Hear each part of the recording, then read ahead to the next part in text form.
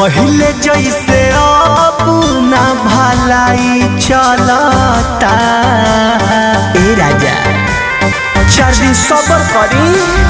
पहले जैसे अब ना भलाई चलता।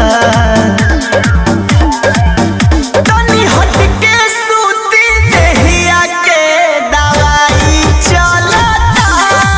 जवन जही सैया ओही के दवाई चलता। तनिको न सैया ढीला हाई चलता। मान जाए ना। तनी हट के सूती देहिया के दवाई चलता। जवन जही सैया ओही के दवाई चलता।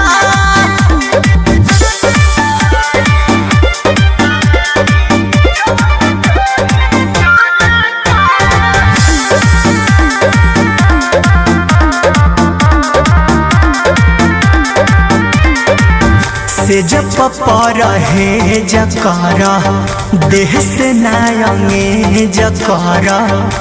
बानी को मजोरिया भी जानी डर में जकारा।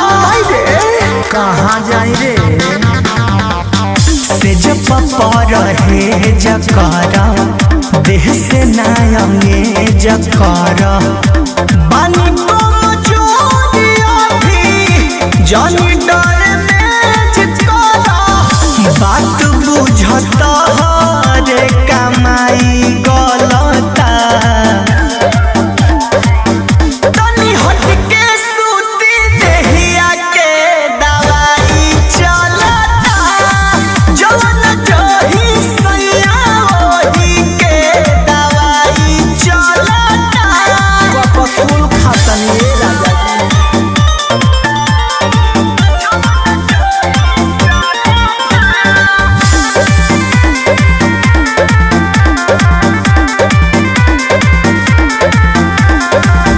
सट जानी जरिया हो खींच जानी सड़िया हो।